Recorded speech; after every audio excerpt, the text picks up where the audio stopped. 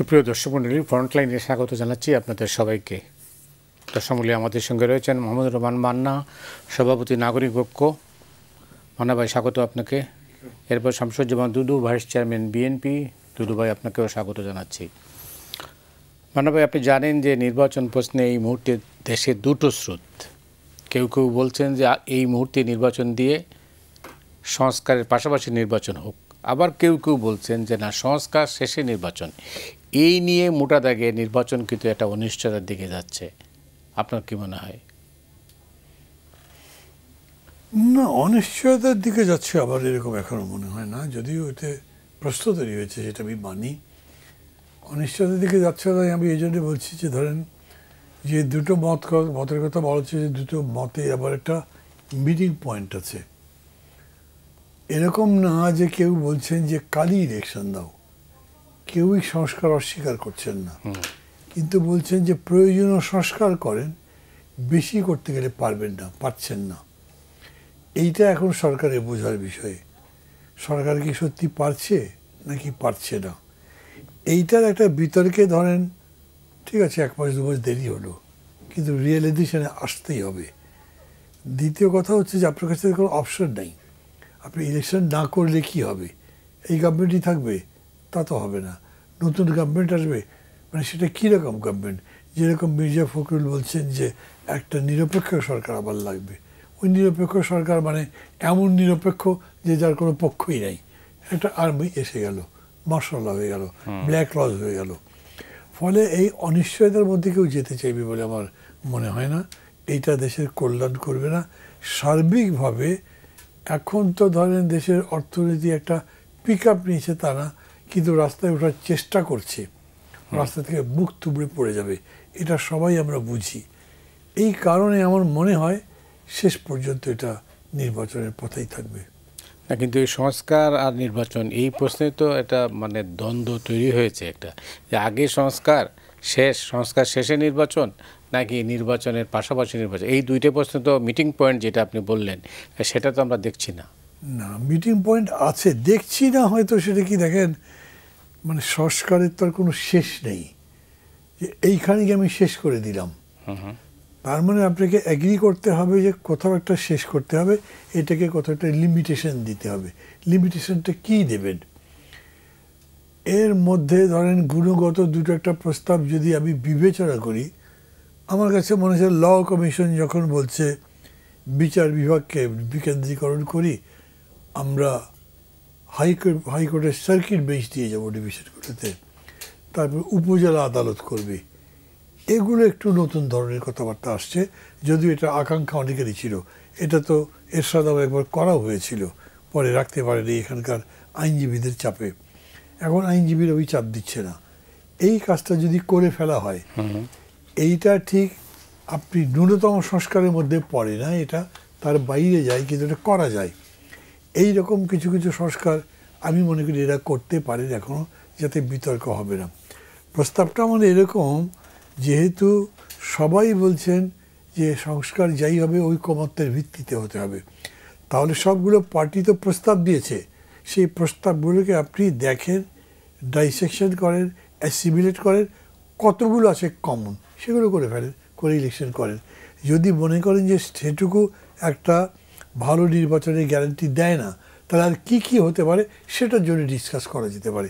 তাতে আরও 3 মাস যদি এক্সট্রা লাগে, আমি মনে করি তাতে কেউই আপত্তি করবে না, এবং ওইটাও মিট করা যেতে পারে। মানে আমার মেইন কথা হচ্ছে যে মিটিং পয়েন্ট যথেষ্ট আছে। এখন যদি ধরেন কারো ইন্টেনশন হয় যে না আমি মিট করব না, তাহলে ভিন্ন। আমি এখনও পরিস্থিতি অতখানি খারাপ মনে করছি না। অনেক ধন্যবাদ আপনাকে। আপনি কি রাজনীতি একটা অস্বস্তি দেখতে পাচ্ছেন? পুরোটাই। আচ্ছা, এই কারণে বলি, আজ থেকে 4 মাস আগে যখন পরিস্থিতি ছিল, সরকারের বাহবা দেওয়ার থেকেও আপন করে নেওয়ার প্রবণতাটাই বেশি ছিল। তারও আগে, অর্থাৎ 5 মাস আগে, একেবারে প্রিয় সরকার বলতে কম বেশি দেশের মানুষ, মানে একেবারে শতকরা 6 মাসে এসে যে জিনিসটা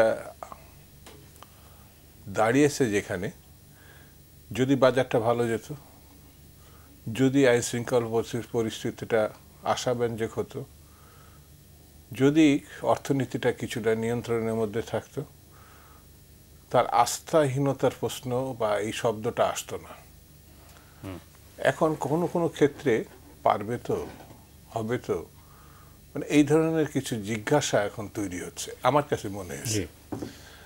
রাজনৈতিক দলগুলো পরিবর্তন প্রত্যাশা করে প্রায় 16-17 বছর আন্দোলন করেছে, অর্থাৎ ফ্যাসিজমকে বা স্বৈরতন্ত্রকে বিদায় করে একটি জননির্ভর, গণনির্ভর অথবা সাধারণ মানুষের পছন্দের একটি ভোটাধিকার প্রয়োগ করে একটি নির্বাচিত সরকার তারা করবে। কারণ 3টা থেকে 4টা নির্বাচন এসে তারা সেখানে যেতেই পারে নাই, ভোট তো দেওয়া দূরে থাক। তো সেই বিবেচনা থেকে অনেকে উৎফুল্ল ছিল হয়তো সরকার তাৎক্ষণিকভাবে সিদ্ধান্ত নেবে এবং অল্প সময়ের মধ্যে একটা গ্রহণযোগ্য নির্বাচন করবে। কিন্তু সরকার আসার পরেই সংস্কার শব্দটা খুব পছন্দ করেছে এবং সংস্কারটা আঁকড়ে ধরেছে। এটা যে খারাপ আমি এটা বলি না, কিন্তু খারাপ তখনই হবে যখন 6 মাস পেরিয়ে যাবে, চোখে কিছু দেখবে না, অনুভবও করবে না।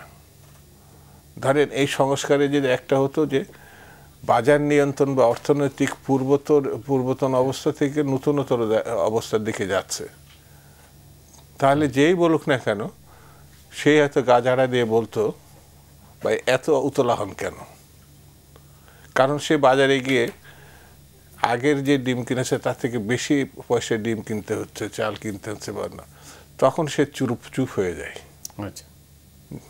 তখন সরকারের আস্থা, বিশ্বাস, ভালোবাসা কিছুটা হলো কমে। কিন্তু আমি ব্যক্তিগতভাবে মনে করি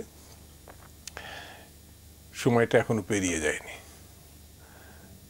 এই সরকার সচেতন হলে সময় হয়তো 6 মাস গেল, কিন্তু গা ঝাড়া ভাব নিয়ে যদি তারা উঠে দাঁড়ায়, রাজনৈতিক দলগুলো তার কাছেই প্রত্যাশা এখনো করবে যে এর পক্ষে, এই সরকারের পক্ষেই সম্ভব একটা ভালো নির্বাচন করা।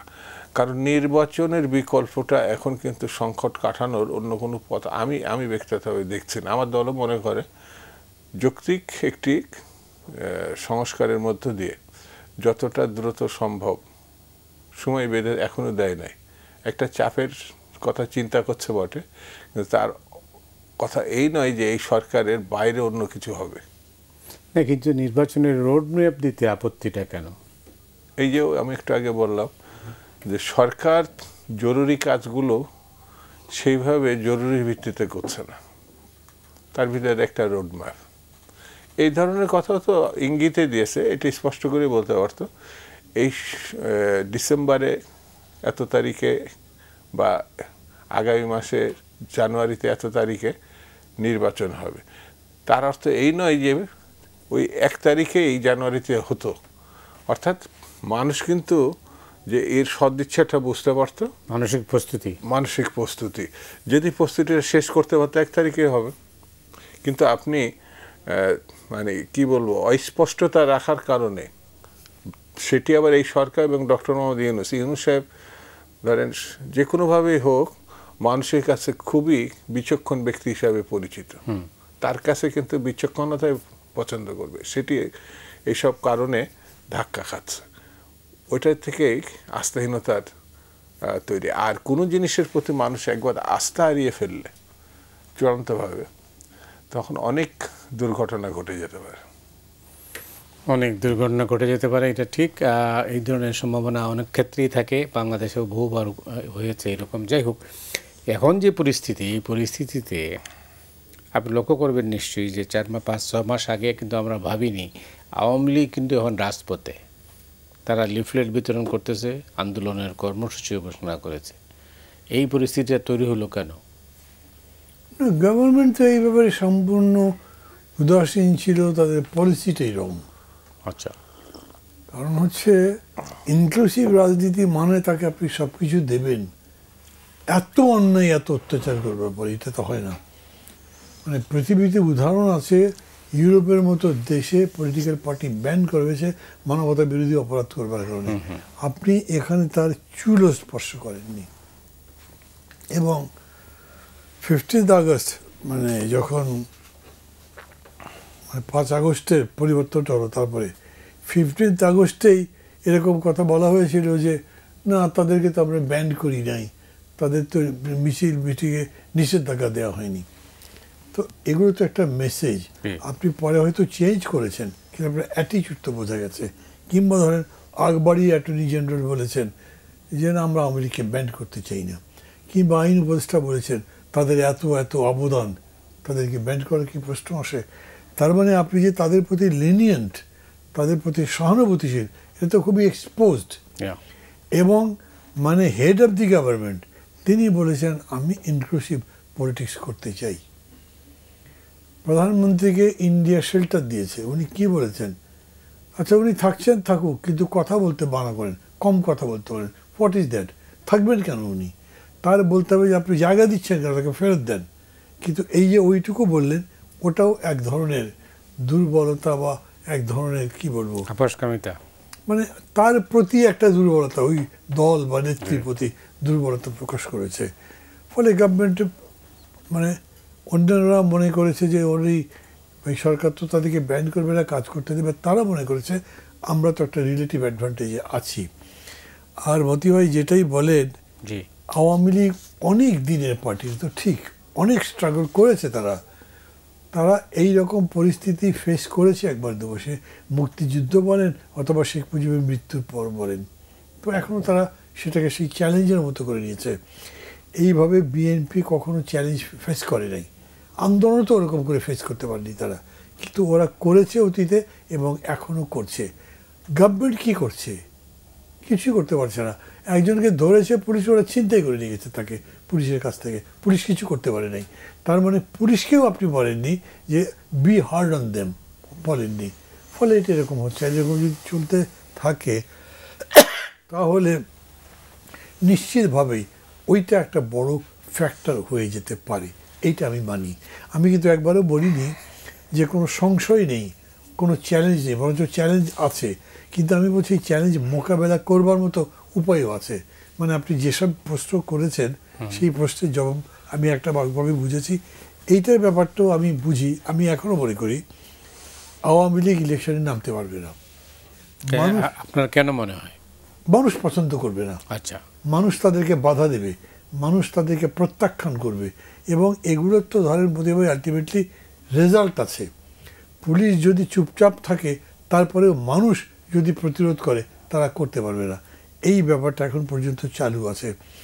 আর গভর্নমেন্ট একটা কাজ করছে, সেটা হচ্ছে কি এক্সপোজার দিচ্ছে যে এরা কী করেছে, এবং সেটা এতই নির্জলা সত্যে, এতই দিবালোকের মতো স্পষ্ট, এতই হৃদয়হীন, এতই নিম্নমানের। মানে প্রধানমন্ত্রী বলবেন যে আমার প্রিয় উন্নতি কত হয়েছে, 400 কোটি টাকার মালিক সে। যে কেউ মনে করবে যে কত নিচু মর্মরের মানুষ এটা করতে পারে। এগুলো আছে মানুষের মধ্যে, এবং এই হিসেবে ঘৃণাটাও তাদের প্রতি তীব্র। মানে একটা রাজনৈতিক দল, একটা রাজনৈতিক ব্যক্তিত্ব, একটা নেতার অস্তিত্ব, বিকাশ ইত্যাদি নির্ভর করে কিন্তু জনগণের তার প্রতি ভাবনার উপরে। সেই ভাবনাটাই নেগেটিভ সম্পূর্ণ। জি, আমি এই জন্য মনে করি না যে তার এই জায়গাতে দাঁড়াতে পারবে। অনেক ধন্যবাদ আপনাকে। দুদুভাইয়ের মূল্যায়ন কি একই রকম, না আপনার ভিন্ন মত আছে? আমি মনে করি যে মান্না ভাই যেটা বললো যে তার সঙ্গে অ্যাড করা যেতে পারে, সেটা হচ্ছে সরকার কি চায়, সরকারের যে সাপোর্টার ছাত্ররা তারা কি চায়। শুধু কি স্লোগান ভিত্তিক পরিস্থিতি সৃষ্টি করতে চায়, নাকি বাস্তবতার সঙ্গে যে কাজগুলো করা সেটা দিকে তারা মনোযোগী হবে। যেমন বিএনপি সবসময় চ্যালেঞ্জ নিয়েছে এবং সেখান থেকে সে উত্তরণ ঘটেছে। ৭১ মুক্তিযুদ্ধের সময় আওয়ামী লীগ চ্যালেঞ্জ নিতে পারে নাই, শেখ মুজিব নিতে পারে নাই, এমনকি তৎকালীন ছাত্র সংগ্রাম পরিষদও নিতে পারে নাই। জিয়া রহমান নিয়েছিলেন এবং যথারীতি তিনি ঘোষণা করেছিলেন স্বাধীনতা। এটা সিরাজুল আলম খান করতে পারতেন, এটা আসাম আরফ করতে পারতেন। শেখ মুজিবের কথা বাদই দিলাম, কেউ করে নাই। এমনকি যাদেরকে মানুষ প্রত্যাশা করেছিল শেখ মুজিবের বাইরে, তারা কেউ করতে পারেনি। একজন নেতা তৈরি হয়েছে এখান থেকে, সে চ্যালেঞ্জ নিয়েছিল এটা, এবং সে সফল হয়েছিলেন। জিয়া রহমান মারা গেছেন। আপনি দেখেন জনপ্রিয় রাষ্ট্রপতি কিন্তু বিএনপি কান্নায় এক সাগর তৈরি করে নাই, তারা কিন্তু ঘুরে দাঁড়িয়েছে। বিএনপি বিলীন হয়নি, বিলীন শুধু মানে ঘুরে দাঁড়ায়নি, মানুষের হৃদয়ের ভালোবাসার থেকে তিনি আসছে। বিএনপিকে কখনোই আপনি চিন্তা করে দেখবেন যে ন্যূনতম গণতান্ত্রিক পরিস্থিতি থাকলেও তার মধ্যে থাকার চেষ্টা করছে।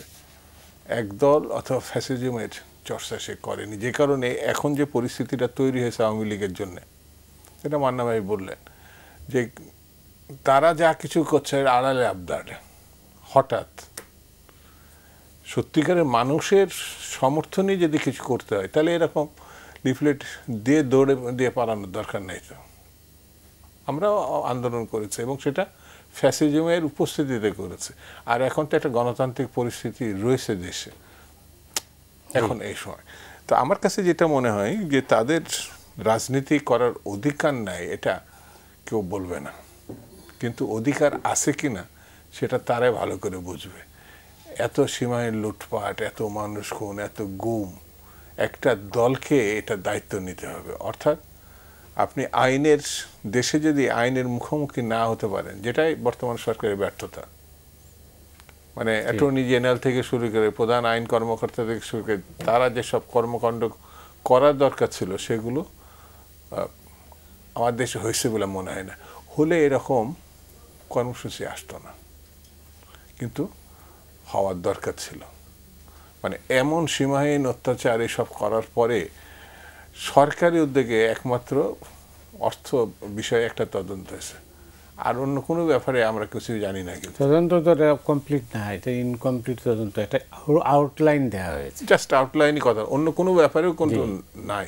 তাহলে পরে আপনি একটি গণঅভ্যুত্থানের পরবর্তী যে সরকার, সেই সরকারের কতগুলো দায়িত্ব নেওয়ার জন্য তৈরি থাকা উচিত ছিল, কিছুই করে নাই। যেখানে ওরা মনে করছে, কিন্তু আমার বিবেচনায় মনে হয় ওরা যত সহজ মনে করছে বিষয়টা তত সহজ না। উপদেষ্টা পরিষদের কথা বলছেন, অনেক ধন্যবাদ।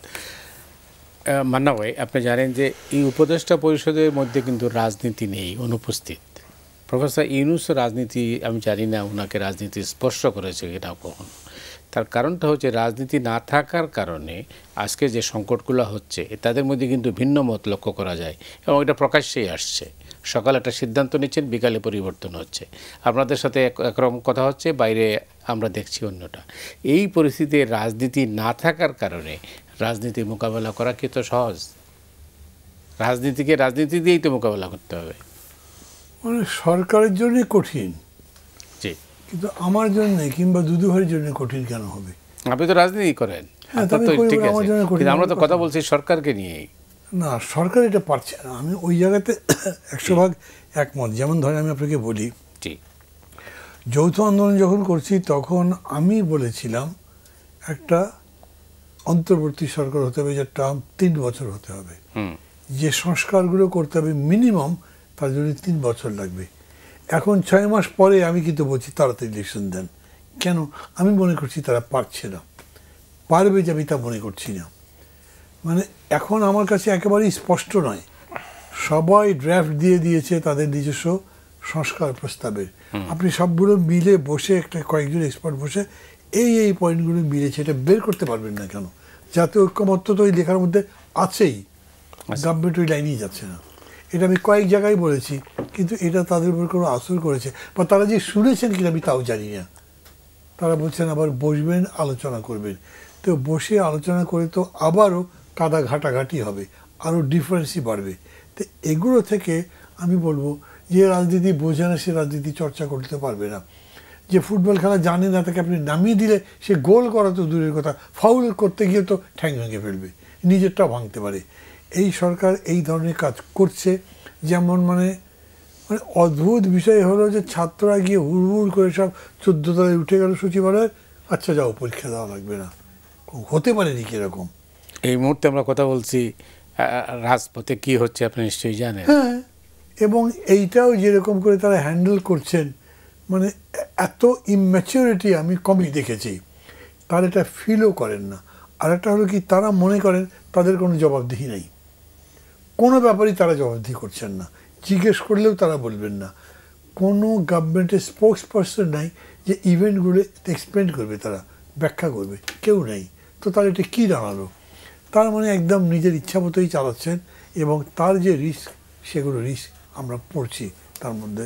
এটা মানতে হবে, এবং সরকার এখান থেকে যে সরে আসতে পারবেন অ্যাটিটিউডে আমি তা একেবারেই দেখি না। ডক্টর ইউনূস রাজনীতিকে একেবারেই এনজয় করেন না, উনি এটাতে খুব বিরক্ত।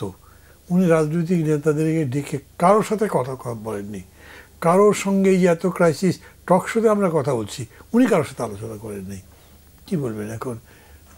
ধরে নিতে হবে যে উনি আছেন, ওটাই তার দয়ার দান। বেশি কথা বললে যদি বলে ভাই চলে গেলাম আমি, তো কী করবেন? মানে এরকম একটা অবস্থা। মাঝে মাঝে উনি বলেছেন তো, না মানলে আমি চলে যাব। মানে উনি মনে করছেন হয়তো যে আমি যদি চলে যাই তখন তোরা কী করবি, তখন তো গভর্নমেন্টও পাওয়া যাবে না। তো মানে এরকম একটা, মানে আমি তাকে নেগেটিভলি প্লেস করতে চাই না, কিন্তু অ্যাটিটিউডে আসছে যে উনি কোনো জবাবদিহি করবেন না, উনি ওনার মতো চলবেন, সবার সাথে ঐক্যমত্যের কথা বলছেন, যে তার মিনিমাম কোনো এক্সারসাইজ তার নাই। This are definitely risky. অনেক ধন্যবাদ। তারা কেন পারলো না, মানে এইটাই তো মুশকিল। কি মোটা দাগে এটাই বলা হচ্ছে যে সরকার কেন পারলো না? সুযোগ ছিল, সুযোগের হাতছাড়া হয়ে যাচ্ছে বলে অনেকেই বলছেন। আর আরেকটা বড় প্রশ্ন মান্না ভাই তুলেছেন, সেটা হচ্ছে জবাবদিহিতা নেই বললেই চলে। আসলে ডক্টর ইউনূসের ব্যক্তি পরিচিতি সারা বিশ্বব্যাপী, মানে যেই জায়গাটা এসে মানে দাঁড়িয়েছে বা দাঁড়িয়েছিল যখন উনি দায়িত্ব নিয়েছেন, তখন তার সমর্থনের বা সফলতার ভাবমূর্তিটাই এত বেশি যে অন্য কোনো বিবেচনায় আসে নাই। এই একই বিষয়ের কারণে মিলিটারিরা তাকে পছন্দ করেছিল 1/11-এর সময়ও, আমরা যেটা বিভিন্ন মাধ্যমে জানি। তো সেই সময় তার যে অ্যাটিটিউডটা, সেটা কিন্তু ক্ষমতা তিনি চেয়েছেন। অর্থাৎ প্রধান উপদেষ্টার যে আমন্ত্রণ মঈন সাহেবদের পক্ষ থেকে ছিল, বিভিন্ন জায়গা থেকে আমরা যেটা জানি, তিনি স্বল্প সময়ের জন্য এটা মানে একটা নির্বাচন করে উনি চলে যাবেন, এই দায়িত্ব তিনি নিতে চাননি। তিনি রাষ্ট্রের হয়তো বা তার ভাবনা থেকে একটা বড় সময় থেকে একটা মানে ওলট পালট করি সংস্কার বলে যাই বলে উনি হয়তো সেটা করতে চেয়েছিলেন। কিন্তু সেই ধরনের ইঙ্গিত বা সেই সময় যারা সামরিক কর্মকর্তা বা অন্যরা তাকে জাস্ট একটা ভালো নির্বাচনের পক্ষে থাকার জন্য বোধহয় বলেছিলেন। উনি এটা পরে থাকেন, এটা পরে উনি বলেছেন বিভিন্ন জায়গায়। এবার তিনি, আমার কাছে যেটা ব্যক্তিগতভাবে মনে হয়েছে, যখন চূড়ান্ত ক্রাইসিস, অর্থাৎ একটা পতিত সরকার পালিয়ে যাচ্ছে, যখন তাকে আহ্বান করা হচ্ছে বিভিন্নভাবে, ছাত্ররা আহ্বান করেছেন, রাজনীতি দলের কেউ কেউ আহ্বান করেছেন, বা পেশাজীবীরা করতে পারেন। লক্ষণীয় বিষয় এটা আমার চোখে পড়েছে। 4 দিন এই দেশে কোনো সরকার ছিল না, তিনি ছিলেন প্যারিসে। চরম ক্রাইসিস, যে কোনো সময় যে কোনো ঘটনা ঘটতে পারে। প্রয়োজনে উনি চ্যাটার্ট করেও আসতে পারতেন, এসে রাতারাতি শপথ নিতে পারতেন, একটা পরিস্থিতি তৈরি হতো। কিন্তু 4 দিন তিনি ফেলে রেখেছিলেন একটা অলিম্পিকের জন্যে। আমার কাছে মনে হয়েছে অলিম্পিক উদ্বোধন করার জন্যে। সেটাকে একটি রাষ্ট্রের ঘটনায় বিপরীতে অলিম্পিক, এটা আমার কাছে খুব অভিনব বলে, এটা ব্যক্তিগতভাবে আমার মনে পড়েছে। তো তারপরেও তিনি এসেছেন, শপথ নিয়েছেন, সবাই সমর্থন করেছে। এখনও পর্যন্ত প্রতিটি রাজনৈতিক দল কোনো কোনো ক্ষেত্রে দ্বিমত পোষণ করলেও এখনও তার প্রতি আস্থাশীল। বিশেষ করে বিএনপি মনে করে এখনও সমর্থন প্রত্যাহার করে নাই। কিছু কিছু ক্ষেত্রে হয়তো আমরা তাকে বলার চেষ্টা করছি, আগে ভিতরে বলছে, এখন বাইরে বলছে যে নির্বাচনটা হওয়ার দরকার, যতটা দ্রুত সম্ভব এটা হওয়ার দরকার। আমার খুব ভালো মনে আছে যে বান্নার ভাইয়ের সঙ্গে শুরুর দিকে যেটা উনি আজকে স্বীকার করলেন, যে 3 বছর কমপক্ষে সংস্কার বা পরিবর্তন বা ভালো করার জন্য উনি ওনার বিবেচনায় মনে করেছিলেন। আমি যখন 1 মাসের মধ্যেই বা 2-3 সপ্তাহের মধ্যে ভালো নির্বাচনের কথা বলেছি, মান্না ভাই খুব সহজভাবে নিতে পারেন নাই। উনি আজকে এটা প্রকাশ্যেই বললেন, উনি কিন্তু এখন দ্রুত নির্বাচন চাচ্ছেন। কারণ তিনি দেখছেন তার না না তখন আমি না, শুধু অনেকেই তার প্রতি মানে সেই সময়, আমি মোহগ্রস্ত শব্দটা ব্যবহার করব না, তার মধ্যে দিয়ে ভালো কিছু হবে এটাই সবাই বিশ্বাস করত, কিন্তু তিনি রাজনীতির লোক না তো, যেটা মান্না ভাই স্পষ্ট করে বললেন। যার যার কাজ, অনেকেই আছে খুব ভালো বলে। না, এই উপদেষ্টা পরিষদের একজন আমি বলে দিই, রাজনৈতিক ব্যক্তিত্ব তো নেই। একটু বলি, তারাতে কলম ধরে দিলে সে এক দু কলম লিখতে পারবে না। রাজনীতিটা তো এমন, আপনি সামাজিক ব্যবসা, বিশ্ব ব্যবসা যা করেন না কেন, তার পক্ষে এইগুলো সব সম্ভব, কিন্তু রাজনীতির বিষয়টি তিনি এনজয় করেননি, ওটাকে প্রাধান্য দেননি। এখন সেই গেড়াকল, এটাকে গেড়াকলই বলবো, তার ভিতরে উনি বসছেন, তার ভিতরে নিজেকে আসছেন। এখনো যদি সচেতন না হয় তিনি এবং তার সরকার, তাহলে আমার কাছে মনে হয় এটা ভালো কিছু বয়ে আনবে না। না, কিন্তু বাইরে থেকে যেটা মনে হয় তার সরকারের মধ্যেই ভিন্ন মত আছে এটা নিয়ে, যে কারণে উনি সিদ্ধান্ত নিতে পারছেন না। এটা কেউ কেউ বলে থাকে। ভিন্নমত তো থাকতেই পারে নির্বাচন প্রশ্নে না, নির্বাচনের প্রশ্নে আমার কাছে যেটা হলো, প্রথম সেনাবাহিনী প্রধান কিন্তু বলেছেন 15-18 মাসের মধ্যে হবে। এটা সেনাবাহিনীর কাছে আমরা প্রত্যাশা করি নাই সত্যি বলতে, কিন্তু উনি প্রথম বলেছেন। সেই সময় মানে সরকারের পক্ষ থেকে কেউ কেউ বলার চেষ্টা করছেন যে চূড়ান্ত কথাটা উনিই বলবেন। তারপরে আসিফ নজরুল বলেছেন ওই একই সময়ের মধ্যে। পরের দিন আসিফ নজরুল সাহেব নিজেই বলেছেন যে উনি চূড়ান্ত কথাটা বলবেন। আবার শিক্ষা উপদেষ্টা উনি ব্যক্তিগত অভিমত হিসাবে বলেছেন আগামী বছরেই, তো গত বছর মানে এই বছরের মধ্যেই একটি নির্বাচিত সরকার আসবে। তারপর সরকার থেকে ওই একই কথা বলা হয়েছে যে চূড়ান্ত কথাটা আমাদের প্রধান উপদেষ্টাই বলবেন। তো প্রধান উপদেষ্টা বলতেই পারেন, না বলার তো কিছু নেই, কিন্তু তিনি তো তার বাইরে যাননি। তিনি কিন্তু ওই একই কথার প্রতিধ্বনি করেছেন এই বছরের, মানে এই বছরের, গত বছরে তিনি বলছেন এই বছরের শেষে বা আগামী বছরের 26-এর প্রথমে। কিন্তু রোডম্যাপের কথা, অর্থাৎ রাজনৈতিক দলগুলোর সুরে যদি তিনি চলতেন, ভাবনার সঙ্গে চলতেন, কেউ হয়তো বলেছে 5 মাস, 6 মাস, 8 মাসের মধ্যে, কেউ হয়তো 1 বছরের মধ্যে তিনি একটা ঘোষণা করতে পারতেন, নিজের মতো করেই করতেন। তিনি সেটা করেননি। ওই ভাবনার মধ্যে জাতিকে রেখে দিয়েছেন, অনিশ্চয়তার মধ্যেই রেখে দিয়েছেন। অনেক ধন্যবাদ। সাধারণভাবে বলা হয়ে থাকে যে চিত্রনাট্যটা লেখার কথা ছিল প্রফেসর ইউনূসের, কিন্তু উনি যদি চিত্রনাট্য না লেখেন তাইলে কী হবে? আমি জানি না আপনাকে বুঝতে পারলাম কিনা। বোঝাতে তো পেরেছেন, কিন্তু বড় গভীর কথা বললেন। গভীর কথা কেন বললেন আমি বলি, মানে এই কথা বললেন না, এত এমন সব প্রশ্ন মনের মধ্যে কিলবিল করতে থাকে যে সব প্রশ্ন এখানে হয়তো বলাও যাবে না পাবলিকলি। জি, কেন যে মাঝে মাঝে কিছু কিছু বিষয় মনে হচ্ছে যে উনি as if he is a prisoner of his own decision. এই যে আপনি বারবার দুদুভাইকে জিজ্ঞেস করছেন যে সরকারের মধ্যেই তো ডিফারেন্স আছে, তা আমি তো ছাত্রদেরকে সরাসরি তাকে বিরোধিতা করতে দেখছি। যখন ছাত্ররা বলে যে এতদিন যে কোনো প্রোক্লামেশন দেওয়া হয়নি এটা সরকারের ব্যর্থতা, তো ডিফারেন্সের বাকি কি থাকলো? একদম ফান্ডামেন্টাল বিষয়টি ব্যর্থতা, মানে ডিফারেন্স। আবার সেইটা নিয়ে সরকার বলছে এটা আবার আমরাই দেবো, ওরা দেবে না, ওদের দেওয়ার কথা বলছে আমরাই দেবো। তার মানে সরকারের টেক আপ করছে, কোনো একটা কন্ট্রাডিকশন হ্যান্ডেল করার জন্য তাদেরকে টেক আপ করতে হচ্ছে, সেটা এখনও দিতে পারে নাই।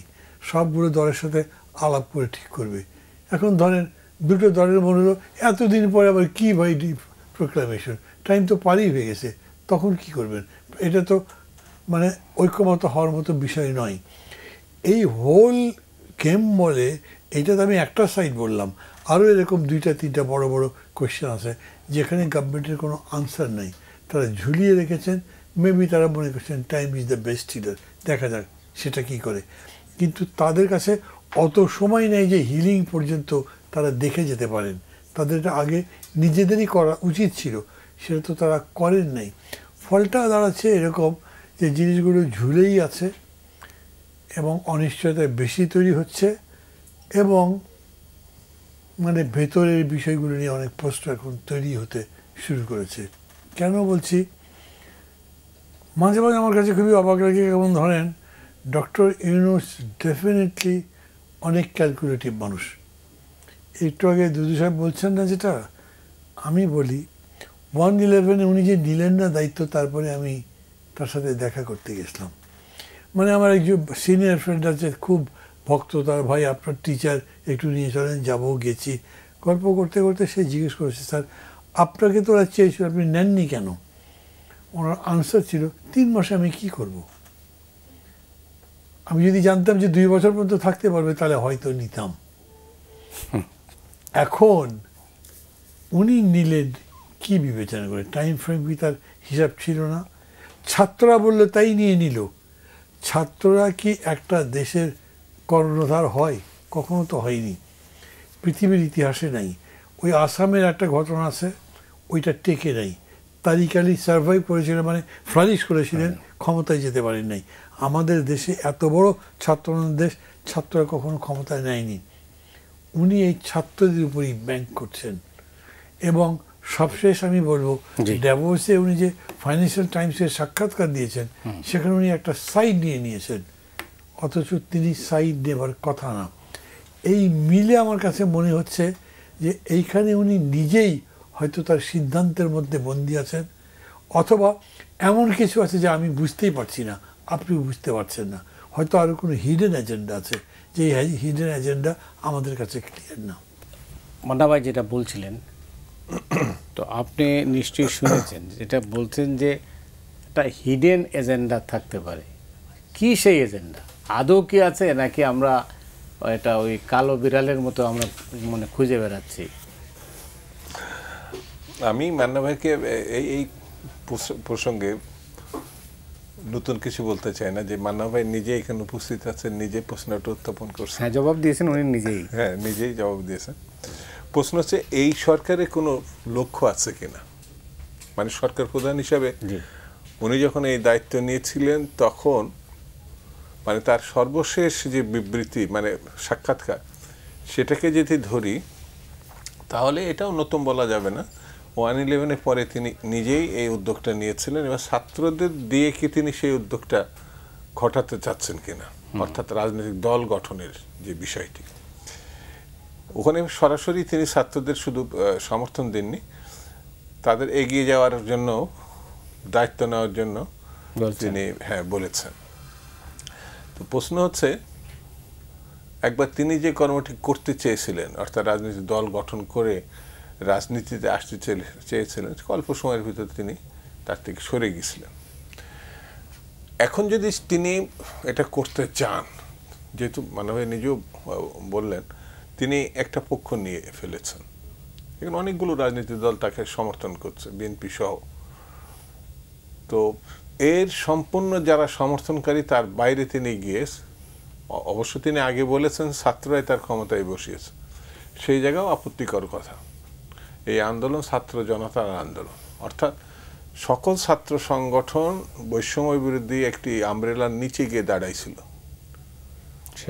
যেটি এখন দেখা যাচ্ছে যে বৈষম্য বিরোধী একটি নতুন করে সংগঠনে রূপান্তরিত হয়েছে, যার সঙ্গে ছাত্র শিবির আছে, বাকি 28টি সংগঠন আলাদা ভূমিকা নিয়েছে।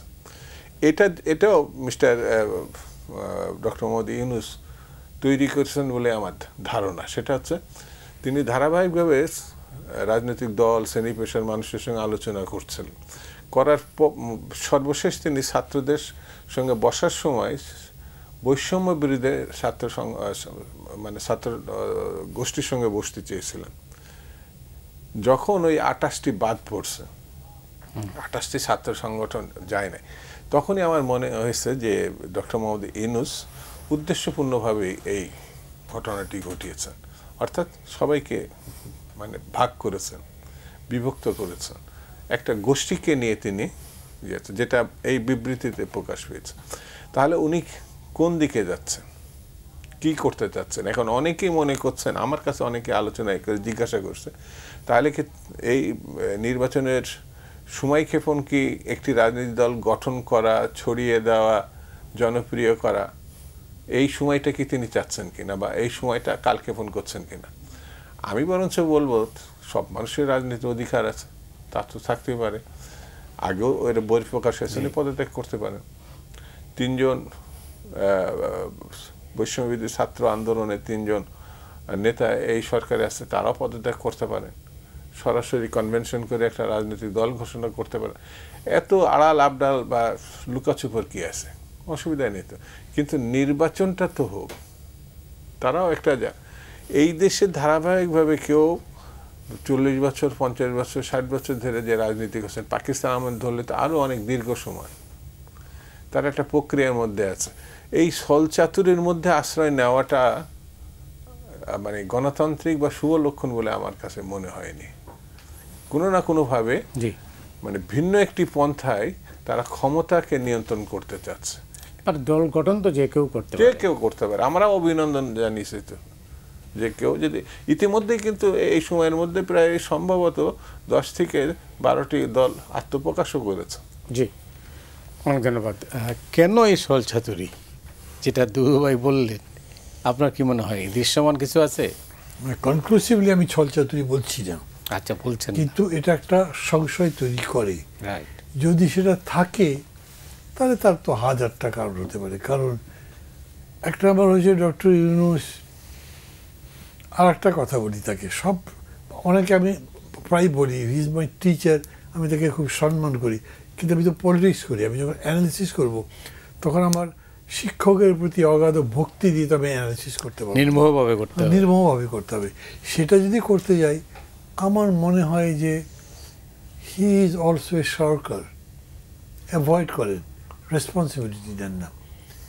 এখন পার্টি একটা হবে, উনি পার্টি করবেন না, কিন্তু পার্টিকে আশীর্বাদ করবেন, ওই পার্টিকে উনি সুযোগ দেবেন। আচ্ছা, হোয়াট ইজ দ্যাট? তো হলো না, হলো না তো। হলো না। তাহলে প্রশ্নটা তখন ওই জন্য তৈরি হচ্ছে, যে জন্য আমি বলছি এটা কোনো হেইডেড কিছু কি না, বা এটা বিষয়টা কি, আপনি এই পার্টিটাই চাচ্ছেন এবং বলছেন যে আমি ভয় পাই এরা আবার যে ধারায় চলে পলিটিক্স তার মধ্যে ঢুকে নষ্ট না হয়ে যাক। খেয়াল করেন, the trend which is existing politically in the country, এটাকে উনি অপছন্দ করেন, রীতিমতো স্পষ্ট বললেন। তো আপনি এদের সাথেই তো কথা বলছেন, এদেরকে নিয়েই তো সব ঐক্যমত্য করছেন, এদেরকে নিয়েই দেশটা গড়ে তোলবার জন্যে আপনার এখন দায়িত্ব পড়েছে। আপনি টোটালটি ডিনাই করে তাহলে শুধু তাদেরকে মনে করছেন they should be in the right track এবং তাদেরকে আমি সাপোর্ট দেব।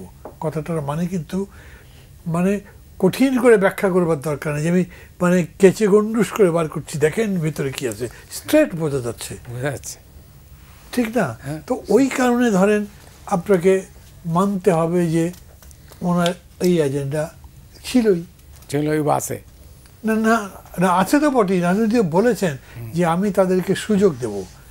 আমি আপনার পত্রিকাতেই এটা ইন্টারভিউ, আপনার এই রিপোর্টে জিজ্ঞেস করছি, আমি বলেছিলাম উনি সুযোগ দেবার কে? সুযোগ যদি দেয় সরকার, তার মধ্যে সেই সুযোগটা আপনি একটা ভুল পথে দেবেন, একটা যেটা আপনার অনধিকার চর্চা, যেটা করে আপনি দিতে পারেন না, সেটা আপনার তাকে দিতে হবে। তাছাড়া দেবেন কি? নর্মালি ধরেন আমিও ছাত্রদের দল হোক আমি ওয়েলকাম করছি, ভেতর থেকে করি বাইরে থেকে করি, কিন্তু আমি ওয়েলকাম করতেই পারি। আমি তার সাকসেসও কামনা করতে পারি, আমি তাকে সাহায্য করতে পারি, কিন্তু আমি যদি অ্যাডভাইজার থাকতাম আমি করতে পারতাম না। আমি অ্যাডভাইজার থেকে যদি বলি যে তাকে সাহায্য করা উচিত, সেটাও আমার জন্য ভুল এবং অন্যায়। উনি এরকম করেছেন। তো আমি মনে করি এজেন্ডাটা ধরেন মতিভাই কত হতে পারে। আমাদের দেশের পলিটিক্সের মধ্যে বিরাট একটা বিষয় আছে, জিও পলিটিক্স। ডক্টর ইউনূস নিজে বলেছেন যে উনি ডেমোক্র্যাটদের চেনেন, রিপাবলিকান চেনেন না। That is a fact. বলেছেন উনি বলেননি, কিন্তু ওনার চাইনিজ কোনো কানেকশনই ছিল না। এখন চাইনিজরা কত আগ্রহী তার ব্যাপারে, এটা তো পলিটিক্সের কারণে, Jio politics, and he has responded to the Chinese. তো এটা কি পলিটিক্স করা হচ্ছে না? আমি বলি গভর্নেন্স ইজ ডেফিনেটলি পলিটিক্স। আপনি এটা অস্বীকার করলে কেমনি হবে? আপনি রাজনীতি ছাড়া দেশ শাসন তো করতে পারবেন না, করছেন, সেটা ওপেন হয়ে যাওয়াই ভালো, বললে ভালো। উনি এই জায়গাটায় আমি মনে করি যে একটা ঢাক ঢাক গুড়গুড় করছেন। নো, আমি কোনো কিছুর মধ্যে নাই, পলিটিক্সের মধ্যে নাই, আমি জড়াচ্ছি না, কোনো পার্টিকে সাপোর্ট করছি না, but in fact he is doing that. আমি আর একটা কথা আপনাকে বলি, আমি ঠিক জানি না আমার এই কথা বলার মধ্যে কে কীরকম করে নেবে, কিন্তু 6 মাস পরে একটি অভ্যুত্থানের আপনি ন্যারেটিভ বলেন, প্রোক্লামেশন বলেন, ডিক্লারেশন বলেন, তৈরি করছেন এবং গভর্নমেন্ট উদ্যোগ নিয়ে করছে। 6 মাস পরে নয়, এখনই অনেকের মধ্যেই মনে হচ্ছে ওই সময়েই কনস্টিটিউশনে না গিয়ে রেভলিউশনারি ওয়েতে যাওয়া দরকার ছিল, but it was not a revolution. তো রেভলিউশন যদি না থাকে, রেভলিউশনারি ওয়েতে যান নাই, এখন তাহলে প্রোক্লামেশনের কী মানে হয়? তার মানে it is a narrative, political narrative, objective citizen narrate করছেন। এইটা আবার বলছেন রাষ্ট্রীয় স্বীকৃতি পেতে হবে। তো রাষ্ট্রীয় স্বীকৃতি দিয়েছে, আমি তার মধ্যে 5টা পয়েন্ট অপোজ করি, তো তার সাথে আমার তো ক্লাস লেগেই গেল। উনি এটার ভিত্তিতে পার্টি করলেন, আর আমি যখন করছি তখন তিনি বলতে পারবেন হি ডিসএগ্রিজ দি ন্যাশনাল কনসেনসাস। মানে এটাই বা কোন দিকে যাচ্ছে? রাজনীতির বিষয়টা তো আসলে খুব সূক্ষ্ম, এইটা সবার বোঝা দরকার। রাজনীতি আবেগ দিয়ে হবে না, রাজনীতি একটা, আমি ব্যক্তিগতভাবে মনে করি রাজনীতি হলো এক ধরনের নন্দন তত্ত্ব, super fine and very tricky. Tricky তো বটেই। তো এইটা তো আপনি, এটা সব কিছু মিলেই আপনার যাবার কথা ছিল। এই ট্রিকটা কি হচ্ছে, এটা স্পষ্ট হচ্ছে না। অনেক ধন্যবাদ। আপনার কাছে কি স্পষ্ট? আমার কাছে তো এখন যে বিষয়গুলো আসছে সামনে, তাতে কিছু বিষয় স্পষ্ট তাদের কার্যক্রমের মধ্য দিয়ে আসছে। যেমন তারা একদিকে বলছেন যে এই গণঅভ্যুত্থানের প্রেক্ষিতে যে লিডারশিপটা বেরিয়েছে ছাত্রদের মধ্য থেকে, তাদের আকাঙ্ক্ষা পূরণের জন্যেই এই সরকার বা এই সরকার প্রধানও তাদের পক্ষেই কথা বলেছেন। কিন্তু রাস্তার দিকে তাকালে মনে হয় যে অভ্যুত্থানের বিপক্ষে তারা কোনো না কোনোভাবে অবস্থান নিয়েছেন। সেটা কেমন? আপনার 2 দিন ধরে পঙ্গু যারা, চিকিৎসা বঞ্চিত, তারা মানে প্রায় 48 ঘন্টায় তারা রাস্তায় ছিল, জি, এবং বিভিন্ন রাস্তা বন্ধ হয়ে গেছে। আমার একটা জায়গায় খুব খারাপ লেগেছে যে সরকার বাজার নিয়ন্ত্রণ করতে পারেনি, আইন শৃঙ্খলা নিয়ন্ত্রণ করতে পারেনি কিছু। এই যে ছেলেগুলো তাদের ক্ষমতার উৎস হয়ে, তাদেরই দাবি এটা যে ছাত্ররাই তাদের ক্ষমতায় বসতে, অন্তত পক্ষে এদের পাশে তো দাঁড়াতে পারতো। মানে সর্বদিক থেকেই কিন্তু বিভিন্ন রাজনৈতিক দল তাদের মতো করে তাদের পাশে দাঁড়িয়েছে, যত ক্ষুদ্র চেষ্টাই হোক। কিন্তু সরকারের উদ্যোগ যদি থাকতো এতদিনে, তাহলে তো অন্যরকম পরিস্থিতি, তারা অ্যাটলিস্ট তারা রাস্তায় দাঁড়াতো না। কিন্তু গতকাল পর্যন্ত আমরা যে জিনিসটা দেখেছি, সরকারের কোনো প্রতিনিধি তাদেরকে আশ্বস্ত করে কিন্তু তাদেরকে সে কিন্তু ফিরিয়ে নিয়ে যায় নাই। একজনকেও আমি দেখি নাই। ওই সমন্বয়কদের একজন গিয়ে তাদের বলেছে যাওয়ার জন্য। তো এই ছোট্ট একটি কাজও তারা করতে পারছে না।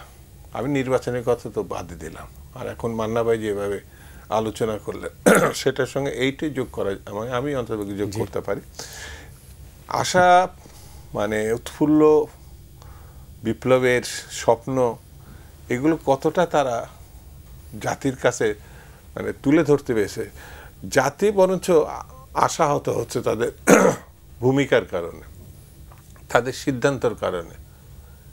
একটু আগে যেসব বিষয়গুলো নিয়ে আমরা আলোচনা করলাম, সরকার, আমি এখনই বলছি না যে তাদের পদত্যাগ চাই, এখনই বলছি না তারা সরে যাক, এখনই বলছি না তারা একেবারে চূড়ান্ত ব্যর্থ হয়েছে, কিন্তু এইসব কথা বলার আগেই সরকার সতর্ক হবে এবং মূল কাজে ফিরে আসবে, এটা তো আমরা প্রত্যাশা করতে পারি।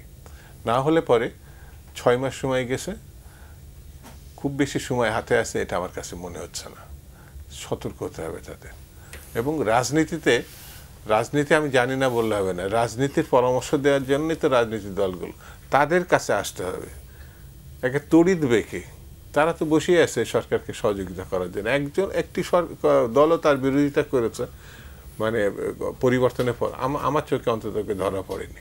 কিছু কিছু ক্ষেত্রে বাস্তব অবস্থাগুলো তারা, এবং এমনকি টকশোতেও যারা সরকারকে যদি মনে করি সমালোচনা করছে, তাহলে আমি মনে করি যে এই সমালোচনা হচ্ছে পজিটিভ দৃষ্টিতে করছে, তারা সরকারকে ভালো পথে আনার জন্য এই কথাগুলো তারা বলছে। অনেক ধন্যবাদ।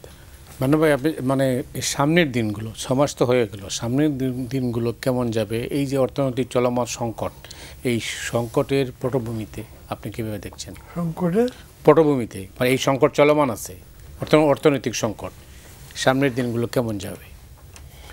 আপনি আবার একটা ডিফিকাল্ট কোয়েশ্চেন করলেন, মানে আজকে সবগুলি খুব ডিফিকাল্ট কোয়েশ্চেন করছে আপনি। I don't know why। আপনাকে মানে কেন বলছি, ধরেন আমি অ্যাজ এ নাইফ ম্যান, আমি একজন তার ছাত্র, গুণমুগ্ধ ছাত্র। না, ঠিক আছে, আমি মনে করেছি যে উনি যখন ক্ষমতা নেবেন তখন আন্তর্জাতিক পুঁজি, they will come with money bags to support হিম।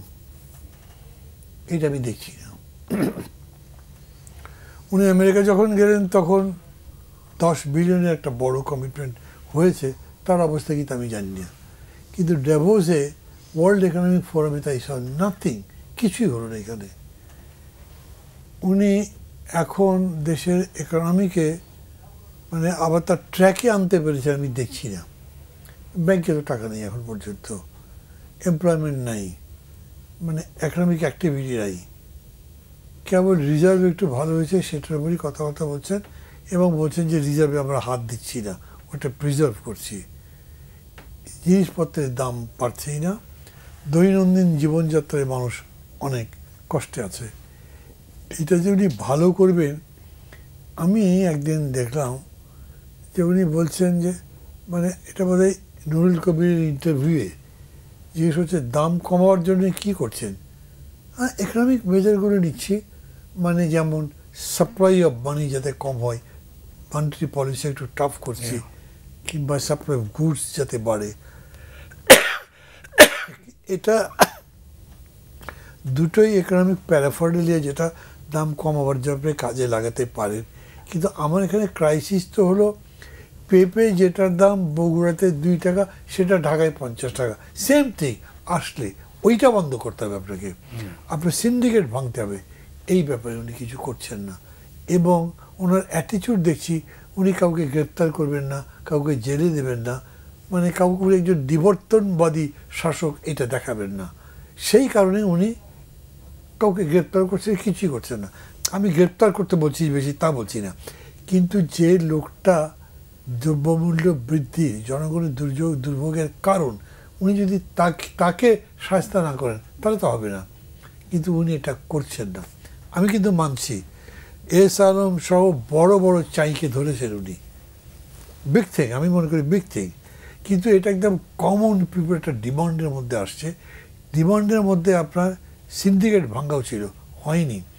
আমি দেখছি বাস স্ট্যান্ডগুলো সব দখল, ইউনিভার্সিটিগুলো দখল, শিক্ষা প্রতিষ্ঠান দখল।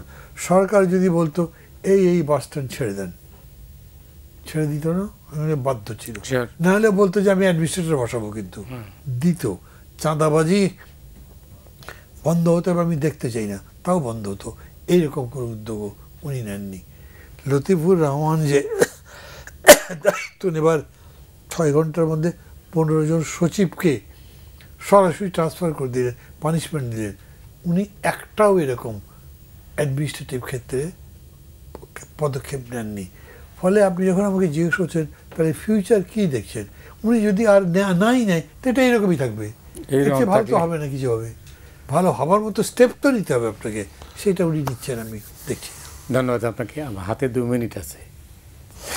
আমি সম্পূর্ণভাবে মান্না ভাইয়ের সঙ্গে একমত এই কারণে, মান্না ভাই তার প্রিয় ছাত্রদের একজন, স্বাভাবিক কারণেই মান্না ভাই চাচ্ছেন না সত্য কথাগুলো তিক্ততার পর্যায়ে যাক। বলেছেন অনেক, না এটা উনি বলেছেন।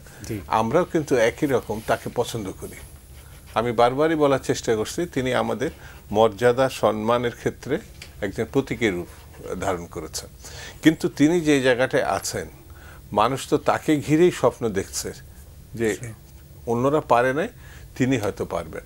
কিন্তু তিনিও যদি না পারেন তাহলে সামনে কি অন্ধকার, সামনে কি হতাশার দিন, এটি তো এই দেশের মানুষ মানবে না। কারণ রক্ত দিয়েছে, জীবন দিয়েছে, পঙ্গুত্ব বরণ করেছে, লক্ষ্য তো একটাই, যে ভালো কিছু যেন আমরা আগামীতে পাই।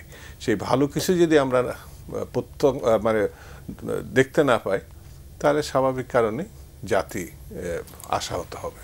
অনেক ধন্যবাদ। এবং আপনার শেষ কথা দিয়ে আজকের অনুষ্ঠান শেষ করতে চাই যে ভালো কিছু আমরা প্রত্যাশা করি, ভালো কিছু হোক। মান্না ভাই নিশ্চয়ই ভালো কিছু পক্ষে থাকবেন। দর্শক, আমরা আজ এখানেই শেষ করছি, আগামীকাল আবার দেখা হবে।